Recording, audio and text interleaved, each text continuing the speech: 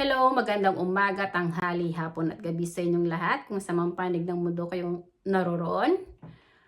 Ako nga palang muli si Lerman Ovales Sarmiento. Ang layunin at mission ko ay para linangin ang buhay espiritual ng bawat tao, para magbahagi din ng ebanghelyo sa buong mundo, at para ang mga tao ay magbalik tanaw para hanapin din nila yung katotohanan at mamuhay silang maglakbay sa spirito at katotohanan.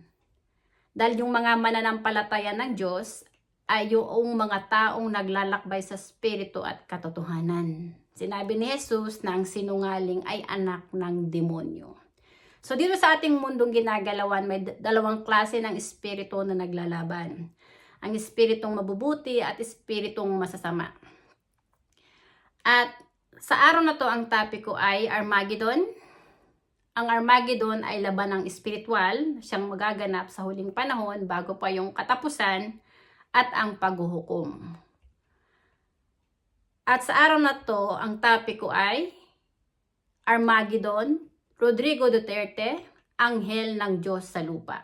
Gusto kong ibahagi sa inyo na si Tatay Digong ay hindi lang tao na ipinanganak sa laman, kundi isa rin siyang espiritu na ipinanganak sa espiritu ng Diyos ang kanyang kaluluwa. Isa siyang espiritong mandirigma at siya ay anghel ng Diyos dito sa lupa. At yung mga kumakalaban kay Tatay Digong, sila yung mga kampo ng kadiliman na nasa panig ng demonyong si Satanas. Una sa lahat, sinabi ni Jesus na there is power once the Holy Spirit comes upon you. Sinabi ni Jesus na ang katawan ng tao ay templo ng Espiritu Santo. At ang tao ay hindi nabubuhay dahil sa tinapay lamang. Honestly, ang katawan ni Tatay Digong ay sagrado ring tahanan ng Espiritu Santo, templo rin ng Espiritu Santo. Ang katawan ko ay templo ng Espiritu Santo. Lahat ng katawan ng tao ay templo ng Espiritu Santo. So, ang Espiritu Santo ay siyang nag-iisang amang espiritual at Diyos na may pag-aari ng katawan at kaluluwa nating mga tao ay hindi natin kayang lokohin at linlangin. Alam ng Espiritu Santo ang puso ng bawat tao, kung sino yung nasa panig niya, at kung sino yung nasa panig ng demonyong si Satanas na lumalapastangan sa kanya.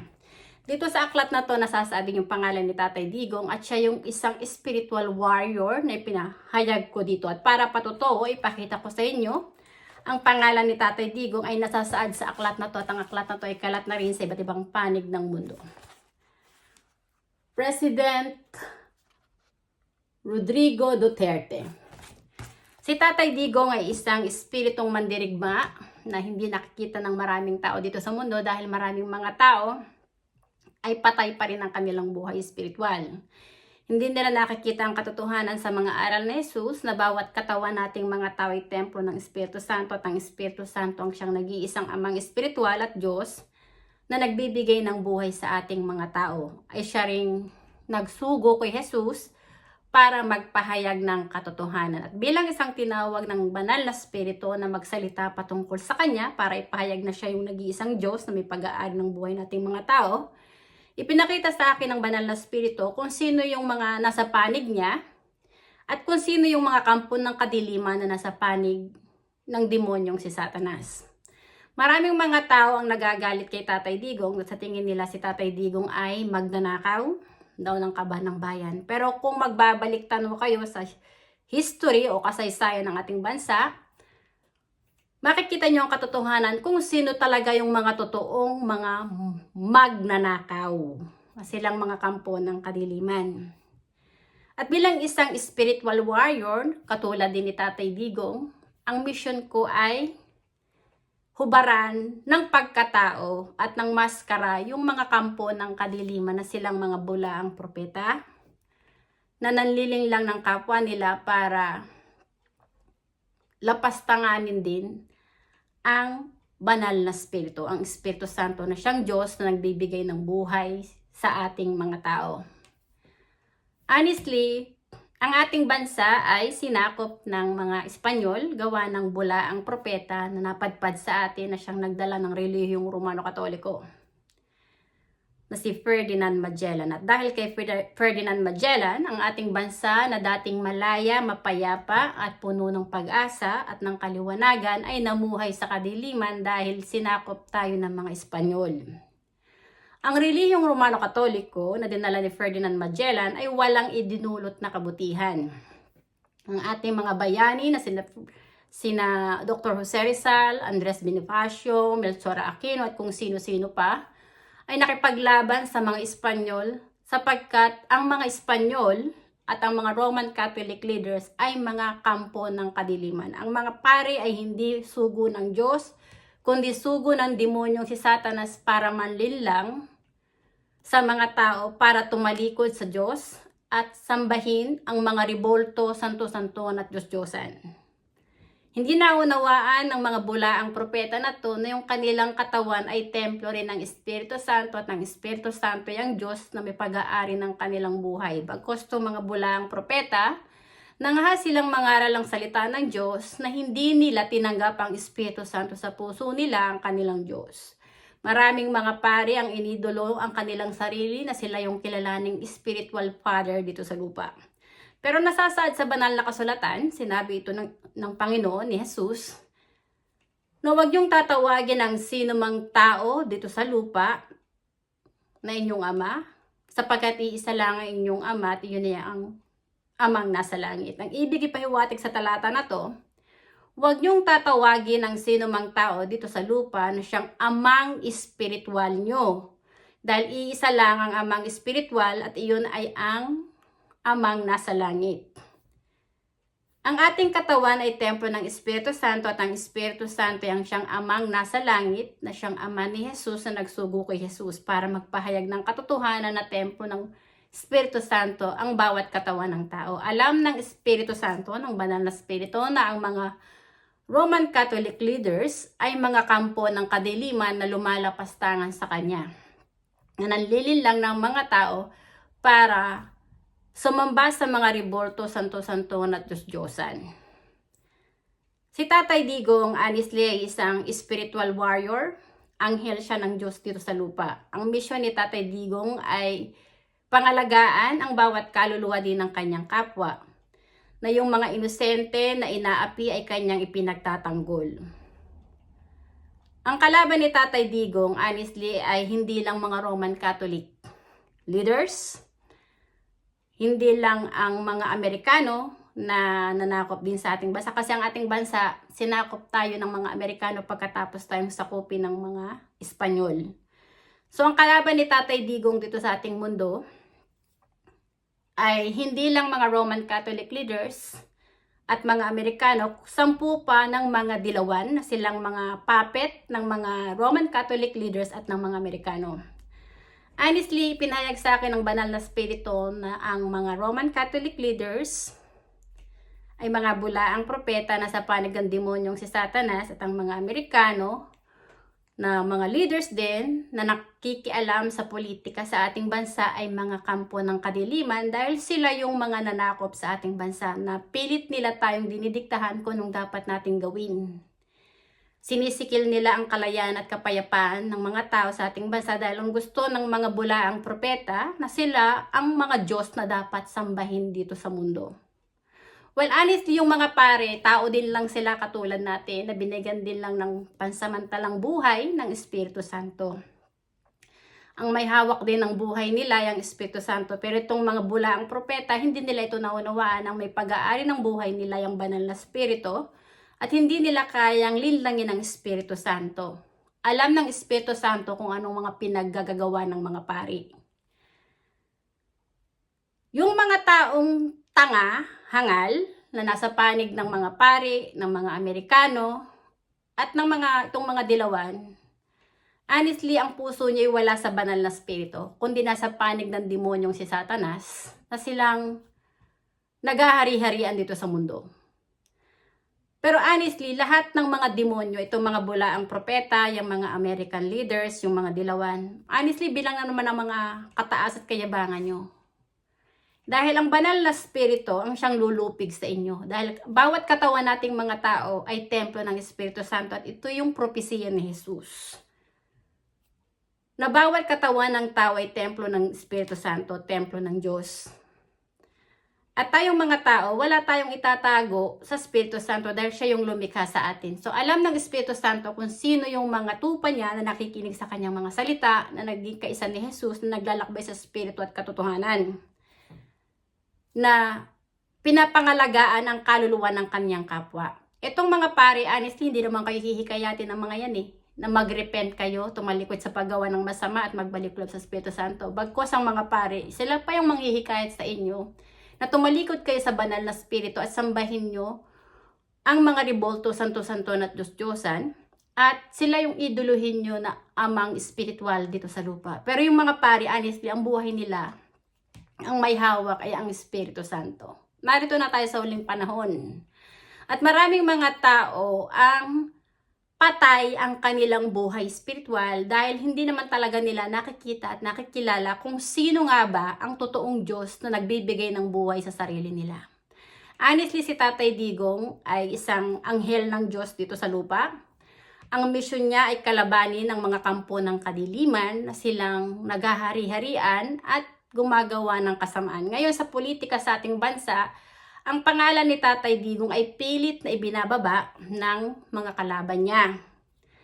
Pero nasasaad nga sa banal na kasulatan, ang sino mang nagtataas ng sarili, katulad ng mga Roman Catholic leaders, na mga American leaders, na mga dilawan, na sila mga kampo ng kadiliman, nakatingin nila sila yung mga banal at sila yung mga totoong mabubuting tao dito sa mundo. Honestly, sila yung ibababa ng Espiritu Santo. Sa araw ng paghuhukom, ang Espiritu Santo ang maghuhukom, at bilang isang tagapagsalita ng banal na Espiritu ng Espiritu Santo, ang mission ko ay magpahayag ng katotohanan.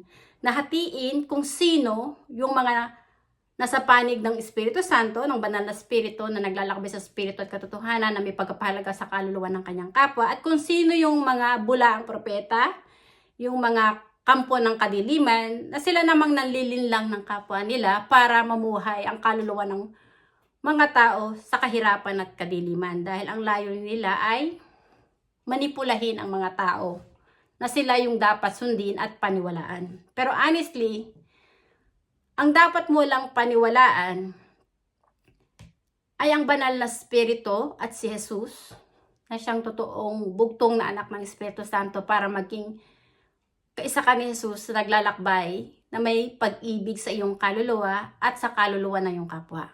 Iingatan mo yung kaluluwa ng iyong kapwa na huwag masira gawa ng mga kampo ng kadiliman. Honestly, maraming naninira kay Tatay Digong, pero hindi nyo kayang sirain ang pangalan ni Tatay Digong dahil isa siyang spiritual warrior at anghel ng Diyos dito sa lupa.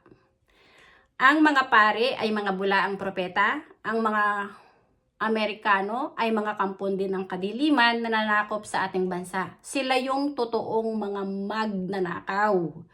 Ang mga dilawan na nalinlang nila, na naging puppet nila, ay mga magnanakaw din. Sila yung mga sinungaling. Tapos itong si Tatay Digong at ang pamilya niya ang dinudukdok ng mga kampo ng kadiliman para wasakin, gawa nga rin lang ng politika. Pero honestly, kapag namatay tayong mga tao dito sa mundo, hindi naman tayo huhusgahan ng banal na Espiritu dahil naging famous ka dito sa mundo.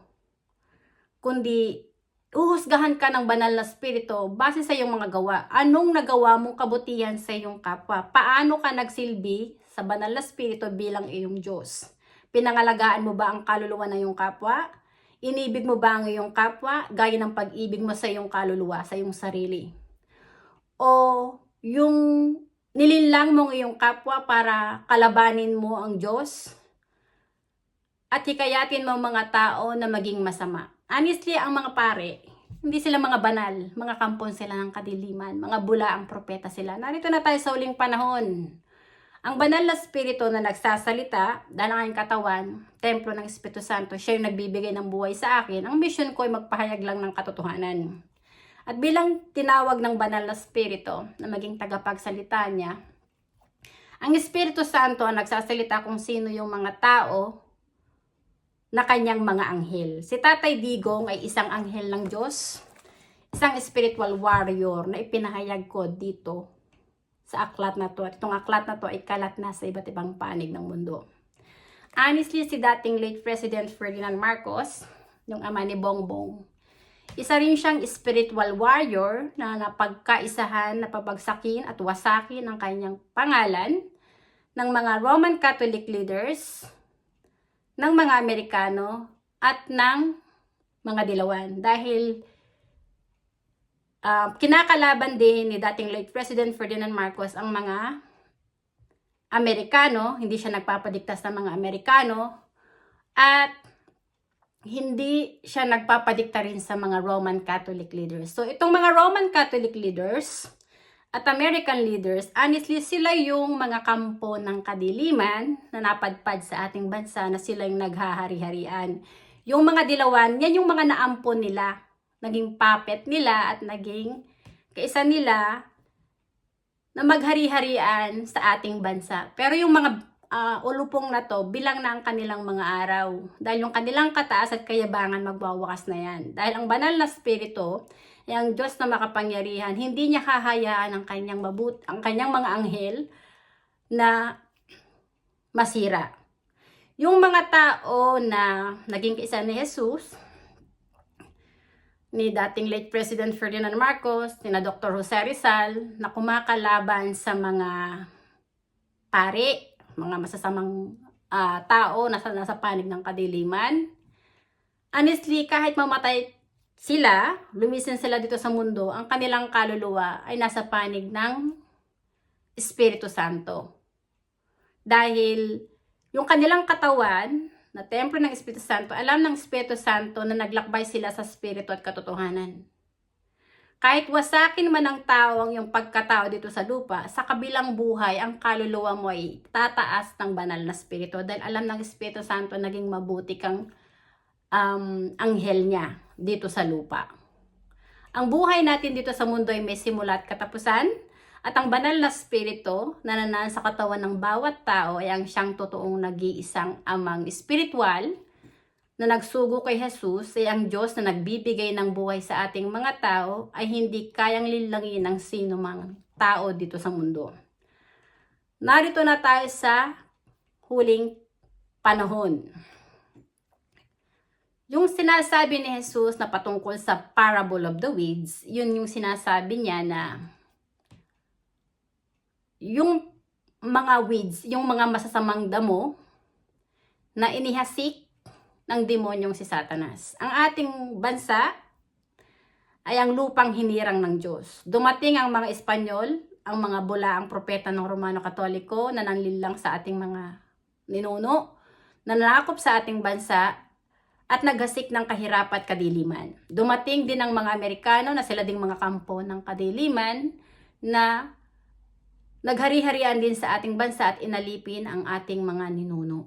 Magpasa hanggang ngayon, ang Roman Catholic leaders at ang American leaders ang silang dalawang pinaka-head ng demonyong si Satanas na naghahari-harian para ilubog sa kadiliman at kahirapan ng ating bansa. At bilang isang tinawag ng banal na spirito, ang misyon ko ay itaas ang pangalan ng mga taong nasa panig ng banal na spirito na naglalakbay sa spirito at katotohanan na may pagpapahalaga sa kaluluwa ng kanilang kapwa. Na mas pinapahalagahan nila ang kaluluwa ng kanilang kapwa.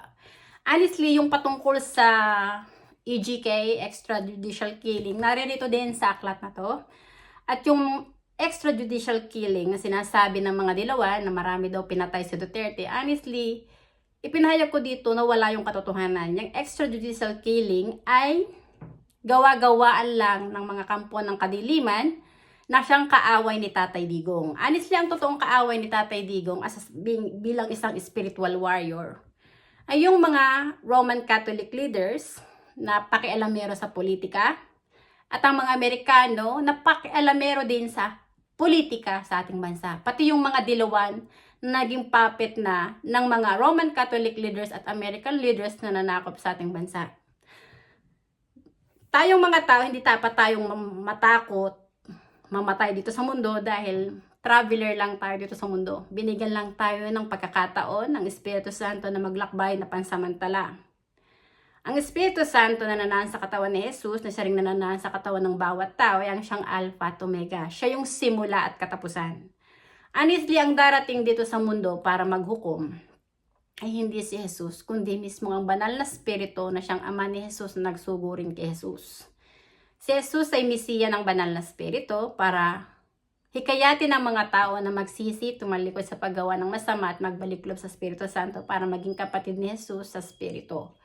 Pero yung mga tao na nasa panig ng demonyong si Satanas, nagiging mapagmataas sila at hindi nila tinatanggap ang katotohanan sapagkat ang puso nila ay nasa panig ng demonyong si Satanas. Puno sila ng kataas at kayabangan. Kaya yung mga pare, hindi ko sila na tinatawag na father dahil alam ko naman ang katotohanan ng mga ulupong sila na nasa panig ng demonyong si Satanas. Hindi nga nila alam na templo ng Espiritu Santo ang kanilang katawan at ang Espiritu Santo ay ang Diyos na nagbibigay ng buhay sa kanila.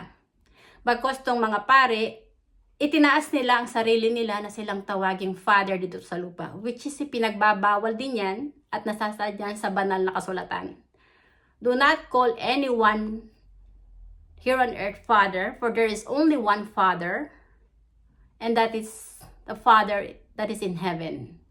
Pag sinabing Father na sinasabi dito sa talata na to, ang ibig sabihin, spiritual Father. Hindi yung tao dito sa lupa lang.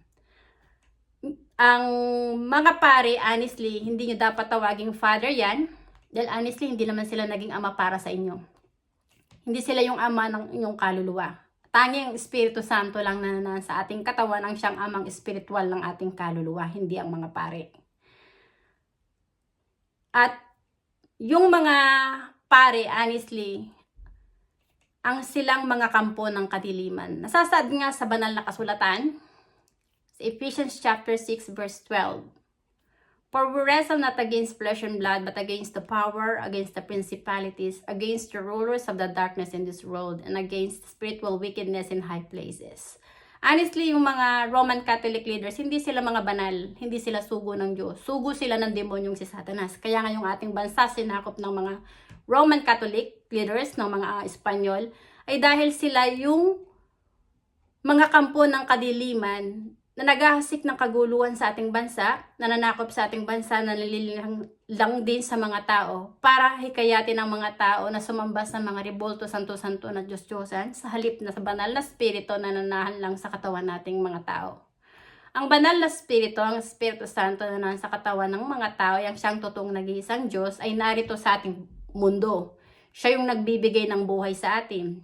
Ang Espiritu Santo na parati kong kasama, ang nagbibigay ng buhay sa akin, ay siyang gumising sa akin, ay siya ring tumawag sa akin para gawin ang aklat na to, para magpahayag ng ebanghelyo, para ipakilala na siya lang ang nag-iisang amang espiritual at Diyos na may pag-aari ng katawan at kaluluwa nating mga tao. At kailangan na ng mga tao na magsisi, tumalikod sa paggawa ng masama at magbalik loob sa Espiritu Santo para patawarin ng Espiritu Santo ang kasalanan ng tao. At nang sa gayon ang kaluluwa ng tao ay malinis at maligtas na wag mapunta sa impyerno. Hanggat iniidolo nyo ang mga pare na silang mga bulaang propeta at kampo ng kadiliman na siyang napadpad sa ating bansa, nananakop sa ating bansa para sikilin ang kalaya at kapayapaan ng bawat tao sa ating bansa, ang puso nyo, ang kaluluwa nyo ay mananatili na under ng demonyong si Satanas.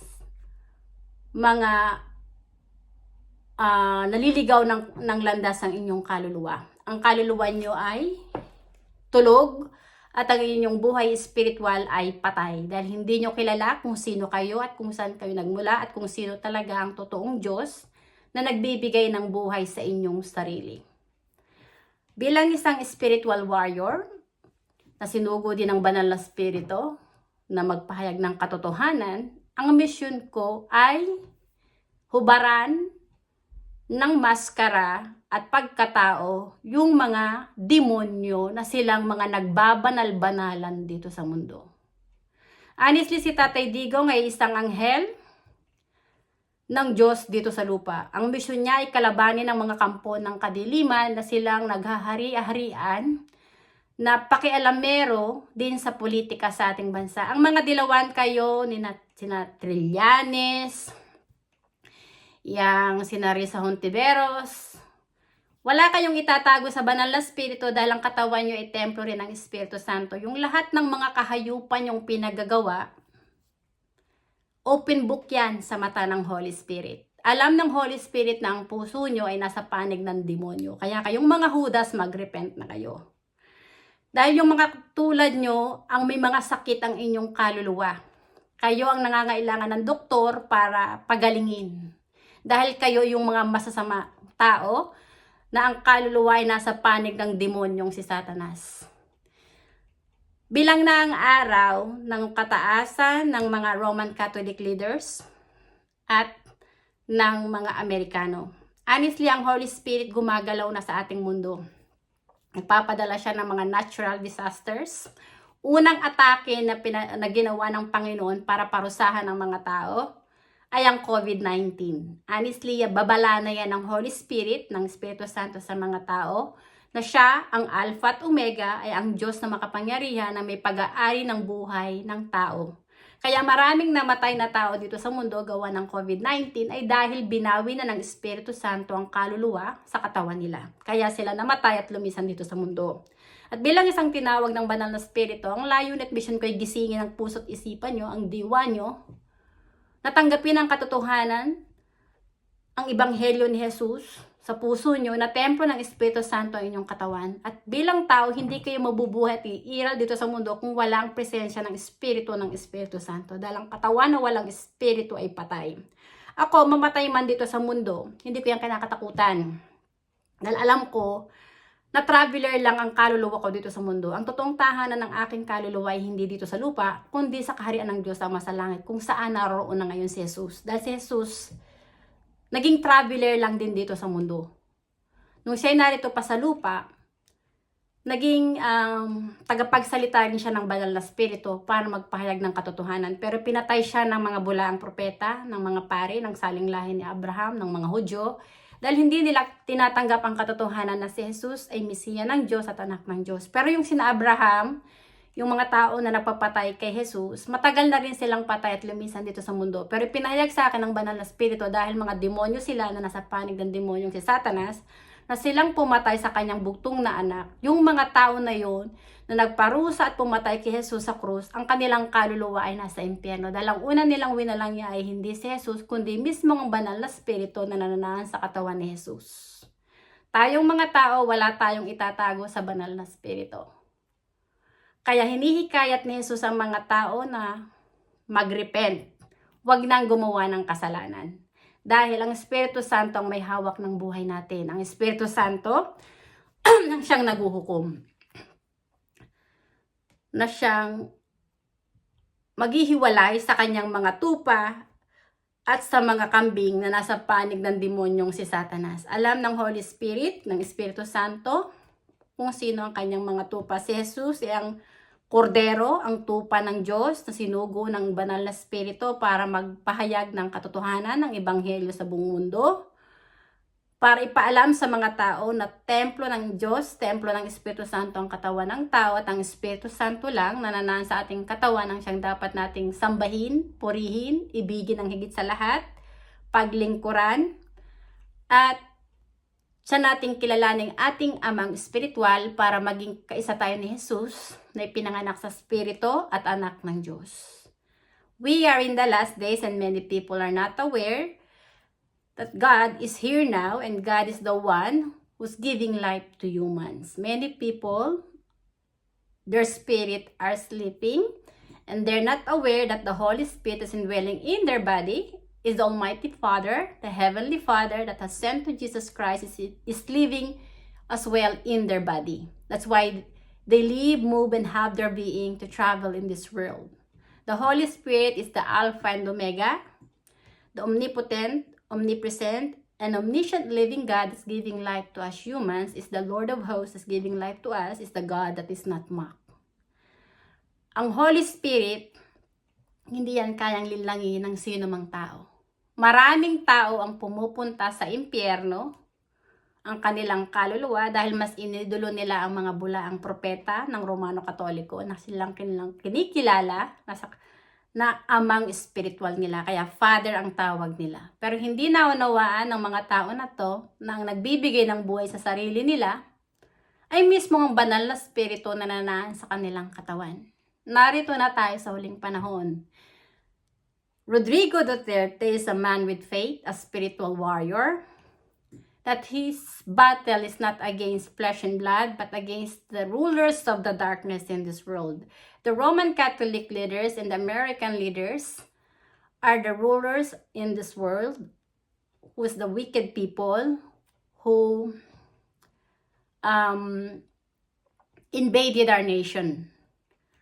Maraming mga tao ang bulag sa katotohanan, patay ang kanilang buhay spiritual, tas wala pa rin alam sa totoong kasaysayan ng ating bansa kung bakit namuhay sa kadiliman ng ating bansa. Honestly, si Tatay Digong at si dating late President Ferdinand Marcos gusto nilang ibalik ang pangalang Maharlika dahil ito naman ang totoong pangalan ng ating bansa, hindi Pilipinas. Ang bansang Pilipinas, yung pangalang Pilipinas, honestly, dahil sinakop tayo ng hudas na hari ng Espanya na si Philip II na siyang protektor ng relihiyon ng Romano Katoliko, ninakaw ni Philip II ng hari ng Espanya ang ating lupa at pinalitan niya ng pangalang Pilipinas na isinunod sa pangalan niya. Ito yung katotohanan. Ang Espiritu Santo ay ang espiritu ng katotohanan, espiritu ng katarungan at espiritu ng hustisya na hindi kayang linlangin ng bawat tao dahil ang Espiritu Santo ay ang Diyos na makapangyarihan, ang may pag-aari ng langit at lupa ay siya rin may pag-aari ng katawan at kaluluwa ng buong sangkatauhan. Tatay Digong is a spiritual warrior, a hero, na nasasaad dito sa aklat na to. Ang kalaban niya ay ang mga kampo ng kadiliman. Nasasaad nga sa banal na kasulatan sa Ephesians chapter 5 verse 11. Take no part in the unfruitful works of darkness but instead expose them. Kaya ina-expose ko na ang mga Roman Catholic leaders, American leaders, ang mga dilawan, sila yung mga kampo ng kadiliman dahil ang nanakop sa ating bansa na sumikilos sa kalayaan at kapayapaan sa ating bansa na nagasik ng kahirapan at kadiliman ay ang mga Roman Catholic leaders na nanakop sa ating bansa at ang mga Amerikano. Sa history, sila yung mga kampo ng kadiliman na naghari-harian sa ating bansa. This is the gospel of God. All human bodies are temples of the Holy Spirit, and the Holy Spirit is indwelling in the body of every humankind is the Almighty Father, the omnipotent, omnipresent, and omniscient living God that's giving life to every humankind is not mapped. And His presence is indwelling in the body of every humankind, and the presence of the Holy Spirit is everywhere. Hindi nyo kayang linlangin ang Espiritu Santo dahil ang Espiritu Santo ang nagbibigay ng buhay. Siya yung liwanag, buhay, at katotohanan na siyang pinagmula ni Jesus. Si Jesus ay Mesiya ng Banal na Espiritu at bilang sa tinawag ng Banal na Espiritu, ang mission ko ay sumunod sa yapak ni Jesus na magsalita patungkol sa Banal na Espiritu para itaas ang pangalan ng Banal na Espiritu ng Espiritu Santo sa buong mundo, na siya lang ang dapat kilalanin na amang espiritual at nag-iisang Diyos na dapat sambahin ng bawat tao. Hindi ang mga ribolto, santo-santon at Diyos-Diyosan na dinala ng mga bulaang propeta sa ating bansa. At hindi rin yung relihiyon ng Islam. Dahil yung sa Islam, ang katuruan niya nanggaling kay Abraham. Pero sinabi nga ni Jesus na ang sinungaling ay anak ng demonyo. Honestly, si Abraham ay isang sinungaling na nanilang kay Parowa. Hindi niya sinabi ang katotohanan na si Sarah ay asawa niya. Bagkus ang sinabi ni Abraham kay Parowa, si Sarah ay kapatid niya. Kaya nililang nila si Parowa at dahil doon, nagulo ang Ehipto. Itong si Abraham, ang katawan niya ay templo rin ng Espiritu Santo at ang may hawak din ng buhay ni Abraham ay ang banal na Espiritu, ang Espiritu Santo. Si Jesus ay Mesiya ng Espiritu Santo. Ang sinasamba ni Jesus sa kanyang puso, isipan, at kinikilala niyang amang espiritual ay ang Espiritu Santo na nasa katawan niya. Itong si Abraham, sinungaling. Hindi niya kilala na ang may hawak ng buhay niya at ang Diyos na nagbibigay ng buhay niya ay mismong ang banal na Espiritu, ang Espiritu Santo. Ipinagbabawal ng Diyos ang pangangalunya. Honestly, yang si Abraham, 3 yata naging asawa niya. Dahil nga nangalunya siya, una kay Hagar. Si Hagar kasi isang utusan niya ni Sarah. Tung si Sarah hindi niya mabuntis-buntis, so ang ginawa niya, sinabihan niya ang kanyang asawa na si Abraham na galawin si Hagar. At kay Hagar ipinanganak si Ismael. Pinagbabawal ng Diyos ang pangangalunya. Si Abraham, nangalunya siya, gawa ng pilit dahil sa sinabihan siya ng kanyang asawa na si Hagar, nagalawin niya, asawa niyang si Sarah, nagalawin niya si Hagar na isang taga-Ehipto na utusan ni Sarah. Wala kang itatago sa banal na Espiritu. Dahil ang Espiritu Santo ang may hawak ng buhay nating mga tao. At ang Espiritu Santo ay ang liwanag, buhay, at katotohanan ay ang siyang Diyos ng katarungan at ng hustisya. Si Tatay Digong ay isang anghel ng Diyos dito sa lupa. Ang mga pare, ang mga Roman Catholic leaders ay mga kampo ng kadiliman. Nasa panig ng demonyong si Satanas. Ang mga American leaders ay kaisa ng mga Roman Catholic leaders na silang mga kampon din ng kadiliman. Ito yung labanan dito sa mundo. Spiritual battle na, Armageddon. At bilang isang tagapagsalita ng banal na Espiritu, hindi ako natatakot sa mga kampo ng kadiliman dahil alam ko nang may hawak din ang buhay niyo yung banal na Espiritu. At ang maghuhukom sa inyo ay ang banal na Espiritu din. Dahil ang Espiritu Santo ang may hawak ng buhay niyo. Ako, nasa panig ng banal na Espiritu. Siya yung tinataas ko na aking amang espiritual at Diyos na nagbibigay ng buhay sa akin na parati kong kasama. Ipinakikilala ko ang Espiritu Santo sa buong mundo na siya lang ang nag-iisang amang espiritual at Diyos na may pag-aari ng katawan at kaluluwa ng tao. Hinihikayat ko ang mga tao na magrepent na kayo, yung mga taong Judas, tulad ng mga dilawan, na pilit pa rin sila nagmamataas at nagmamayabang na feeling nila sila yung mga banal dito sa mundo. Tatandaan nyo na templo ng Espiritu Santo ang inyong katawan. At ang Espiritu Santo ay ang Diyos na makapangyarihan na hindi nyo kayang lilangin dahil siya yung may pag-aari ng inyong buhay. Sa oras na bawiin na ng Espiritu Santo ang kaluluwa sa inyo, matotodas kayo, mamamatay kayo, lilisan kayo dito sa mundo, ang kaluluwa niyo ibabalik sa Espiritu Santo para humarap sa paghukom at alam ng Espiritu Santo kung anong mga pinagagawa niyo dito sa lupa. Hindi niyo kayang lilangin ng Espiritu Santo dahil siya yung lumikha sa inyo na siya nagbibigay din ng buhay sa inyo. Maraming salamat sa inyong pakikinig at hanggang sa muli.